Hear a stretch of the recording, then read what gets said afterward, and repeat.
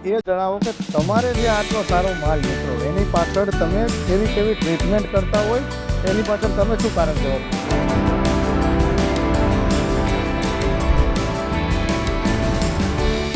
બગીચાઓ તમારી પાસે તમે તો હજારો બગીચાઓ જોયા હશે, જે ખેડૂતને માલનું ઉત્પાદન ઘટે છે, બધું વાતાવરણ બધું ઠીક હોવા છતાં પણ તો એ ખેડૂતો મોટાભાગે એવી કઈ મિસ્ટેક કરતા હોય કે જેના કારણે એમને આ સમસ્યાઓ થાય.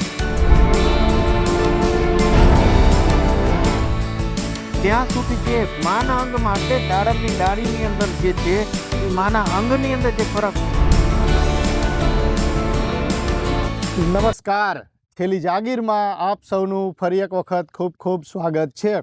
છેલ્લી જાગીર ખેતી સાથે જોડાયેલા ખમતીધર લોકોને મળે છે અને એમના અનુભવો એ તમારા સુધી પહોંચાડતું રહે છે. તો છેલ્લી જાગીર અત્યારે આવા જ એક ખમતીધર ખેડૂતની મુલાકાતે પહોંચી છે. આ ખેડૂત હળવદ તાલુકાનું જે રણમલપુર ગામ, ત્યાં જે દાડમની ખેતી કરી રહ્યા છે અને ખેડૂત જે છેલ્લા 3 વર્ષથી દાડમની ખેતીમાં છે અને દાડમનું બહુ સારું ઉત્પાદન લઈ રહ્યા છે. તો આજે છેલ્લી જાગીર આ ખેડૂતના જે અનુભવો, એમને જે દાડમનું બહુ સારું ઉત્પાદન લીધું છે એ ઉત્પાદન વિશે અને એમની મહેનત વિશે જે એમને મળવા પહોંચી છે, એમની પાસેથી આ તમામ બાબતો જાણવા માટે પહોંચ્યું છે. તો સૌથી પહેલાં આપણે એમનો પરિચય લઈશું અને ત્યારબાદ જે એમની દાડમની ખેતી એના વિશે વિગતે વાત કરીશું. તો સૌથી પહેલાં તમારો પરિચય આપો. ગામ રણમલપુર, તાલુકો હળવદ, જિલ્લો મોરબી. મારું નામ હસમુખભાઈ હિરજીભાઈ પારીજીયા. સાહેબ, તમારો પરિચય આપો. હું Atul Rupala, world green crop care private limited તરફથી અમદાવાદ, અને આ દાડમની ટ્રીટમેન્ટ જે છે, જે ડૉક્ટર ગણો કે કન્સલ્ટન્ટ ગણો, એ હું પોતે જાતે દઉં છું. જે હસમુખભાઈનું જે આ ખેતર, આ દાડમનો બગીચો, એમની ટ્રીટમેન્ટ સાહેબ કરાવે છે. તો હસમુખભાઈ, સૌથી પહેલો આપણો સવાલ એ જ હોય કે તમારે કેટલા વીઘાની દાડમની ખેતી છે અને આ વખતના ઉત્પાદન વિશે વાત કરો. અત્યારે હાલમાં 20 વીઘાના દાડમ છે, 2460 છોડ છે. અત્યારે હાલમાં 30 થી 32 થી 35 કિલો માલ નીકળે એવું છે. 116 રૂપિયા મેં આપેલો છે માલ. તો હવે એ જણાવો કે આપણે જે અત્યારનો બગીચો છે, અત્યારની માલની તો વાત થઈ, તમે અત્યાર સુધી આ કેટલા મહિનાનો બગીચો છે અને અત્યાર સુધી જે કેટલી સિઝનો લીધી અને તમને કેવું કેવું ઉત્પાદન મળેલું છે? આપણે અત્યારે આ 39 મહિનાનું ઝાડ થયું છે. આપણે 3 સિઝન, અત્યારે આ ત્રીજી સિઝન ચાલુ છે. આ 3 સિઝનની વાત કરો કે તમને કેવું કેવું ઉત્પાદન મળ્યું? પહેલી વાર 19 લાખના થયા, બીજી વાર 48 લાખના થયા અને ત્રીજી વાર અત્યારે 70 લાખની આજુબાજુનો માલ થાય ખરો એમ. અહીં ખેડૂતોને એક વાત નોંધ કરવી જોઈએ. 9મા મહિનાની જે ઇથરાયેલ મોટા ભાગના ખેડૂતોને એ ફરિયાદ હતી કે એમને જે ફ્લાવરિંગ સેટિંગ નથી થયું અને મોટા ભાગે જે ડ્રોપિંગના પ્રશ્નો સાહેબ બહુ પ્રમાણમાં આવ્યા. તો ખેડૂતોને હવે એ જણાવો કે તમારે જે આટલો સારો માલ નીકળો એની પાછળ તમે કેવી કેવી ટ્રીટમેન્ટ કરતા હોય, એની પાછળ તમે શું કારણ જવાબદાર માનો? જવાબદારમાં તો અતુલભાઈ રૂપાલા સાહેબ આપણને જે આપે છે એમની ટ્રીટમેન્ટ બધી કરી છે આપણે. ફ્લાવરિંગમાં એમનું કિસાન પ્લસ પ્લસ છે, પછી થ્રીપ્સ માટે એમનું ઋષભ ગોલ્ડ છે, પછી મૂળ માટે એક્સ ગોલ્ડ છે, પછી ફૂગની છે 2-3 પ્રોડક્ટ, એક્સટેક છે, પછી 6 ઓલવિન 60 આવે છે એમની પ્રોડક્ટ. બધી માદા જે લાંબી થાય ને એની દવા, એનું વતન સ્પ્રે કરાવે છે. અંદર બધું આવી જ જાય છે મિક્સમાં. કેપ્સ્યુલ. અને જમીનનો એક ફેર છે.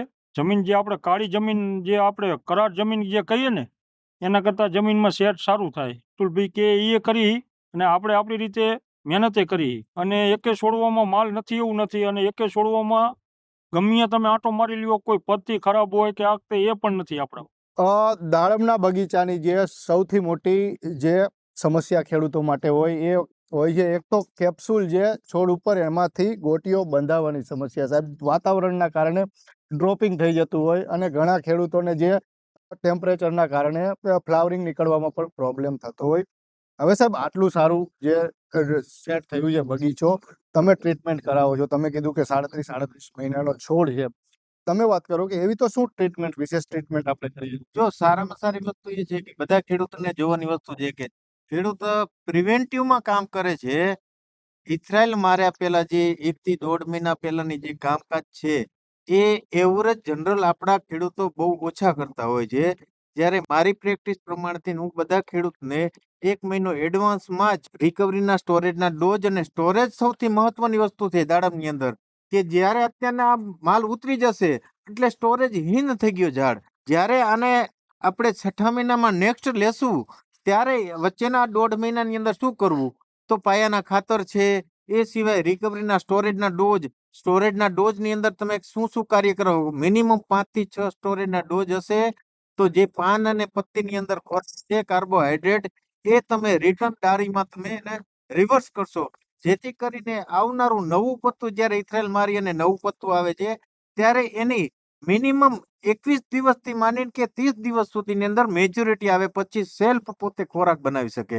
ત્યાં સુધી જે માના અંગમાં એટલે દાડમની ડાળીઓની અંદર જે છે એ માના અંગની અંદર જે ખોરાક પડ્યો છે એ ખોરાક પોતે પોતાના બાળક, જેને કહેવાય કે પાન છે, કેપ્સ્યુલ છે, આવનારું બટન છે, એ બધાને પોતે પોતાના અંગમાંથી ખોરાક દે છે અને પછી પોતે દાડમ સેલ્ફ ખોરાક બનાવતો તૈયાર થઈ જાય છે. કે કેપ્સ્યુલ પછી પાણીનું શિડ્યુલ છે, સ્પ્રેના શિડ્યુલ છે, ઘણી બધી દવા એવી છે કે જે વાતાવરણને આધીન છે કે તમે એના સ્પ્રે ટાઈમ ટેબલથી માંડો.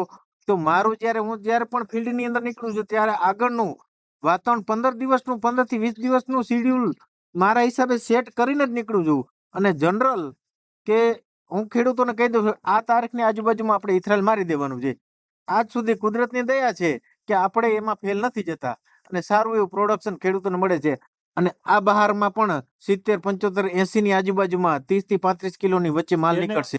સાહેબ, હવે એક જે મોટા ભાગના ખેડૂતોને મેં કીધું એમ કે જે ફ્લાવરિંગની સમસ્યા હોય અને ખેડૂતો જે મેનેજમેન્ટ તમે વાત કરી, સ્ટોરેજ મેનેજમેન્ટ કરવાની વાત કરી, તો આ જે ટ્રીટમેન્ટ શરૂ થાય એમાં એક રોલ કટિંગનો પણ હોય. 100% એક તો તમે આટલા બગીચાઓ તમારી પાસે, તમે તો હજારો બગીચાઓ જોયા હશે, જે ખેડૂતને માલ ઉત્પાદન ઘટે છે, બધું વાતાવરણ બધું ઠીક હોવા છતાં પણ, તો એ ખેડૂતો મોટા ભાગે એવી કઈ મિસ્ટેક કરતા હોય કે જેના કારણે એમને આ સમસ્યાઓ થાય? પેલા તો સૌથી બહારની વાત કરું કે ઘણા બધા ખેડૂતને ખબર નથી કે બહાર. બહાર ને કયા બહાર કહેવાય.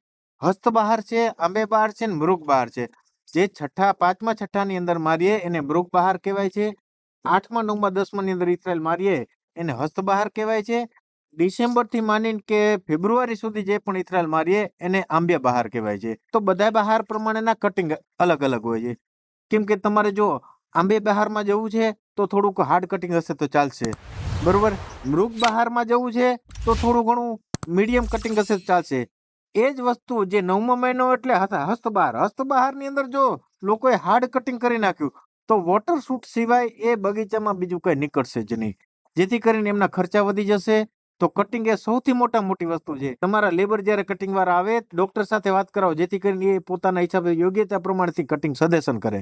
દાડમના બગીચામાં જેટલું મહત્વ ખાતર, પાણી અને વાતાવરણનું હોય છે એટલું જ મહત્વ કટિંગનું હોય છે, 100% સાહેબ કહી રહ્યા છે. સાહેબ, હવે એક વસ્તુ આપણે થોડીક શરૂઆતના સ્ટેજથી બગીચાની વાત કરીએ કે કોઈ પણ ખેડૂતે બગીચો બનાવ્યો અને પછી પહેલી જે ઇથરાઇલની વાત આવે તો એક તમારા આટલા વર્ષના અનુભવે તો ખેડૂતો બે પ્રશ્ન હોય. એક પ્રશ્ન તો એવો હોય કે પહેલી ઇથરાઇલ માટે ખેડૂતોએ કયો સમયગાળો પસાર કરવો જોઈએ, અને બીજો સવાલ એ હોય કે કેટલા મહિનાનું ઝાડ હોય તો એ ઇથરાઇલમાં તમને પૂરતું વળતર આપશે. જમીન તમારી સારી હોય અને ગ્રોથ સારો હોય, પહેલેથી જ વાવેતર પછી તમે એની ટ્રીટમેન્ટ ચાલુ કરી દો છો તો લોકો 15 થી 17મા મહિને પણ ઇથરાઇલ મારે છે અને પેલા ઇથરાઇલમાં 10 થી 12 કિલો માલ પણ કાઢી લે છે. અને એ જ જગ્યાએ જો થોડી જમીન તમારી મીડિયમ હોય, ટ્રીટમેન્ટ નથી, તો તમારા 18 થી 20 મહિને થાય છે, 22 મહિને પણ થાય છે.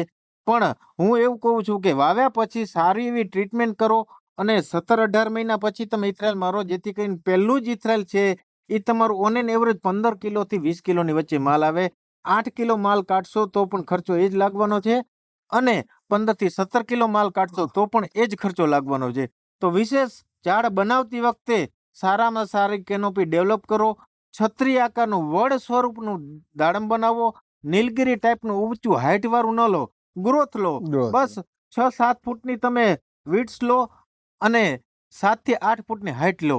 3 વર્ષની અંદર કમ્પ્લીટલી આ હાઈટનું ઝાડ થઈ જાય એટલે ઓટોમેટિકલી દર વર્ષે તમને 25, 30, 35 કિલો વજન એવરેજ નીકળતું થઈ જાય. સાહેબ, હવે જે તમે ઝાડ બનાવવાની વાત કરી તો એક ખેડૂતોને મૂંઝવતો પ્રશ્ન હોય કે દાડમનું જે વાવેતર એ કયા ગાળે કરવું જોઈએ, પહોળાઈ અને લંબાઈ બંનેમાં તમે જે આટલા વર્ષના તમારા અનુભવથી, તમે તો બધા પ્રકારના બગીચા જોયા હોય, તમારું શું માનવું છે કે કયો બગીચો આઈડિયલ કહેવાય? હવે આઈડિયલમાં એવું છે કે જો મલ્ટી સ્ટમ્પ કરો તો એના માટેથી 13 થી 14 ફૂટનો રો ટુ રો ગાળો હોવો જોઈએ અને બે છોડ વચ્ચેનું ડિસ્ટન્સ 8 થી 9 ફૂટ, 8 ફૂટ, 9 ફૂટ, 10 ફૂટ જમીનની અગેન્સ્ટમાં. બરોબર છે. પણ જો સિંગલ સ્ટમ્પની અત્યારે પદ્ધતિ આવી છે, એક જ થડ રાખવાનું, તે એની અંદર તમે 12 બાય 6 ના ગાળે પણ વાવી શકો છો. કેમ કે એ ઝાડ છે એની હાઈટ 7 થી 8 ફૂટ લેવાની છે અને 3 સાડા 3 ફૂટ ચારે બાજુ ઘેરાવો લેવાનો છે. જેથી કરીને તમારી ઓટોમેટિકલી ગણતરી કરવા જઈએ ફ્રૂટની સંખ્યામાં કે ભાઈ 6 ફૂટનો 7 ફૂટનો ઘેરાવો, 8 ફૂટની હાઈટ, 8 છક 48, બરોબર. 48 ગુણ્યા 2 એટલે 90 થી 100 ફ્રૂટની એની કેપેસિટી થાય એક ઝાડની. પણ જો મલ્ટી કરો છો તો હાઈ ડેન્સિટી વાવેતર થશે તો નંબર ઓફ પ્લાન્ટની સંખ્યા વધી જશે. વધી જશે, બરાબર. બરોબર. એટલે આગળના દિવસોની અંદર સારી એવી તમે સિંગલ સ્ટમ્પની કેર પણ કરી શકશો. એટલે ટૂંકમાં સાહેબ તમારું કહેવાનું એવું થાય કે સિંગલ સ્ટમ્પમાં એક તો બગીચો નીચેથી ખુલ્લો પણ રહે હા. અને છોડની સંખ્યા જે વધી જાય. વધી જાય, એટલે ટૂંકમાં જે આ પહોળું ઝાડ થાય એની જગ્યાએ પેલું ઝાડ નાનું થાય, પણ હાટે સંખ્યા વધી જાય. આપણા શેઢે પારી જે લીમડો હોય છે, લીમડો સિંગલ સ્ટમ્પ જ હોય છે. સિંગલ સ્ટમ્પ, બરાબર છે. બરોબર. એનો ગ્રોથ થાય જ છે સારો એવો. બીજું એવું છે કે મલ્ટી સ્ટમ્પ હોય તો જે તે આડા અવડા ભસાઈ જાય છે, જેથી કરીને અંદરની સાઈડમાં એને સનલાઇટ મળતો નથી. સિંગલ સ્ટમ્પની અંદર કુદરતી વસ્તુ એવી છે કે જે પહેલી ડાળ ફૂટી છે ઉત્તર દક્ષિણ છે તો બીજી પૂર્વ પશ્ચિમ ફૂટશે. આ નેચર છે. તો નેચરની વિરુદ્ધ આપણે મલ્ટી કરીએ છીએ એટલે નેચરની વિરુદ્ધ થાય છે. સિંગલ હશે એટલે નેચર થશે. સવારે જે સૂર્ય અહીંયા ઉગે છે અને સાંજે અહીંયા હાથમે છે, જેટલા લાખોની સંખ્યાની અંદર પત્તા હશે એની અંદર, તો પણ બધા જ પત્તાની અંદર સનલાઇટ પૂરેપૂરો મળશે. પાન પત્તું છે એનું રસોડું છે, રસોડું સારું રહેશે તો ઓટોમેટિકલી સારો ગ્રોથ બનશે, સારો ખોરાક બનાવશે, સારા ફ્રૂટ બનાવશે, હેલ્ધી ફ્રૂટ બનશે.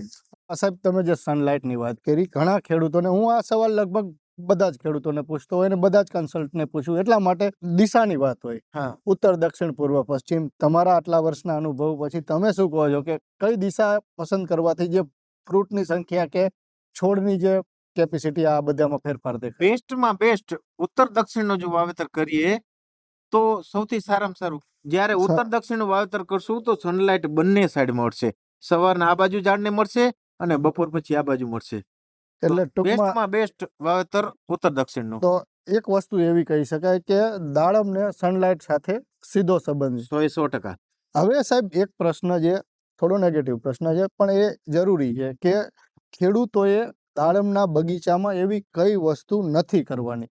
જ્યારે હ્યુમિડિટીનું, માનો કે વરસાદી વાતાવરણ છે, હ્યુમિડિટી છે, જમીનની અંદર ભેજ છે, ત્યારે બને ત્યાં સુધી કે ખેડશું એટલે એના રૂટ તૂટશે. રૂટ તૂટશે એટલે નાઇટ્રોજન અપટેક થશે. એક તો ઓલમોસ્ટ વાતાવરણની અંદર છે જ નાઇટ્રોજન 78%, બરોબર. વરસાદ આવે એટલે નાઇટ્રેટ ફોર્મમાં ડાયવર્ટ થઈ અને ઝાડ પોતે ગ્રીનરી લઈ લે છે, ત્યારે વેજીટેટિવ ગ્રોથમાં જતો રહે છે. એ ટાઈમની અંદર ન કરવું. એ સિવાય જો શક્ય હોય તો ખડ મારવાની દવા ન મારે તો એ પણ ખેડૂત માટે ફાયદારૂપ છે. બ્રશ કટરથી કટિંગ કરી નાખો, જેથી કરીને છે ને એના રૂટ ડેમેજ નહીં થાય, બરોબર. જો ખડ મરતું હોય તો આપણા પણ રૂટ જે દાડમના છે એ પણ ડેમેજ તો થવાના જ છે ને. આ પણ એક કેર કરવા જેવી વસ્તુ છે. અથવા તો તમે મલ્ચિંગ કરી નાખો, જેથી કરીને મેં મારા કચ્છની અંદર ઘણા બધા પ્લોટ એવા છે કે જેની અંદર મેં 9મા મહિનાના ઇથરાયલની અંદર ફ્લાવરિંગ સેટ થઈ ગયા પછી જે કોલ્ડ વેવ આવે, ઠંડીનો ટાઈમ, એ ટાઈમની અંદર નીચે મલ્ચિંગ કરાવી નાખ્યું છે કાગળથી. જે મલ્ચિંગના કારણે તે રૂટ સુપર ચાલે છે. અને આ જ વસ્તુ ઘાસ આપણું ઉગશે, એ ઘાસને તમે બ્રશ કટરથી કટિંગ કર્યા રાખશો એટલે ઉપર દાબો થતો જશે અને એ મલ્ચિંગ જ થઈ જશે, નેચરલ મલ્ચિંગ. એ સડશે આગળના દિવસોમાં, ત્યારે ઓર્ગેનિક કાર્બન ડેવલપ થશે. સીધી સનલાઇટ પણ બેડ ઉપર હા, બેડ ઉપર નહીં મળે એટલે જેથી કરીને નવું વીડ્સ નહીં ઉગે, ખડ નહીં ઉગે. એના વિશે જણાવો કે કઈ દવા ખડની વાપરવી અને કઈ નહીં વાપરવી? ખડમાં બને ત્યાં સુધી તો હું સજેસ્ટ કરતો જ નથી કોઈ, કેમ કે એકવાર ઓલરેડી મેં કરેલી હતી, ખેડૂતને કીધું અને ખેડૂતને એમ થયું કે યુપીએલ નું એક સ્વીપ પાવર આવે છે જે ફ્લાવરિંગ અવસ્થાની અંદર ઘણા બધા ખેડૂતો મારતા હોય છે, બરોબર છે. પણ તોય છતાં મેં ખેડૂતે કે સાહેબ મારે મારવું છે, મેં કીધું કઈ વાંધો નહીં, મારી દે. એમને શું કર્યું, નાના ઝાડ હતા એની અંદર ઉપર જ મારી દીધું, ઝાડ સુકાઈ ગયા. એટલા માટેથી 90% હું કોઈને સજેસ્ટ કરતો નથી, ક્યારે મારી ચિઠ્ઠીમાં લખીને દેતો નથી. એનો વિરોધ હું છું. બરાબર. બરોબર. બને ત્યાં સુધી 90% ખડની દવા ન છાંટો એટલું બેસ્ટમાં બેસ્ટ છે. ખેડૂતની મજબૂરી છે એટલે વાપરે છે, પણ તમે નહીં વાપરો એનાથી બે ફાયદા છે. એક તો તમારું જે દાડમને સાહેબ ખડ તો નડતું નથી, પણ ઘણી વખત ખેડૂતો ગીચ બગીચો ભરચક ન લાગે ને ખુલ્લો રાખવા માટે ખડની દવાઓ વાપરે. આજે એના ઓપ્શન બરોબર બેસ્ટ છે વસ્તુ. મારું એના કરતા એને સળવી નાખો ને. તો આપણી સાથે જે અતુલ રૂપાલા સાહેબ અને જે એમના ખેતરમાં આપણે બેઠા છીએ હસમુખભાઈ સાહેબ, તમારી સાથે વાત કરીને બહુ મજા આવી. ખેડૂતોને જાણવા માટે ઘણી બધી બાબતો જણાવી. હવે દાડમના ખેડૂતોને તમે કોઈ મેસેજ આપવા માંગતા હોય તો તમે જણાવો. ના, બસ દાડમની ખેતી અત્યારના સમયમાં સારી છે, સારું પ્રોડક્શન મળે છે, સારું લોકોને ઘરની અંદર પૈસા પણ સારા આવે છે. તો કરવી, પણ સારી ખેતી કરો, ક્વોલિટી બનાવો. આગળના દિવસોની અંદર ક્વોલિટીનો ભાવ પણ રહેશે. અત્યારે હાલની તકમાં ગણતરી કરીએ તો બેસ્ટમાં બેસ્ટ ખેતી દાડમની છે. તો આ હતી દાડમની ખેતીની વાત. દાડમની ખેતીમાં જે ખેડૂતોને જરૂર પડતી નાનામાં નાની માહિતી એ સાહેબે આપણને આપી. અને હસમુખભાઈ એમના બગીચામાં આપણે ફર્યા. હસમુખભાઈનો બગીચો અત્યારે દરેક ખેડૂતોને જોવા લાયક બગીચો છે. જે લોકોને એવી ફરિયાદ હોય કે 9મા મહિનાનું જે ફ્લાવરિંગ સેટિંગ થવામાં પ્રોબ્લેમ છે, મોટા ભાગના ખેડૂતો ફેલ ગયા છે, ત્યારે હસમુખભાઈ અત્યારે 30-35 અને એમને કીધું એમ કે જો સારું રહેશે તો 40 કિલો સુધી માલ એમને નીકળવાનો છે. તો છેલ્લી જાગીર આવા જ જે ખેતી સાથે જોડાયેલા ખમતીધર લોકોને મળે છે અને એમની પાસેથી આવી નાનામાં નાની બાબતો એ તમારા સુધી પહોંચાડતું રહે છે. તો બીજા આવા વિડીયો જોવા માટે તમે જોડાયેલા રહો છેલ્લી જાગીર સાથે. જય જવાન, જય કિસાન.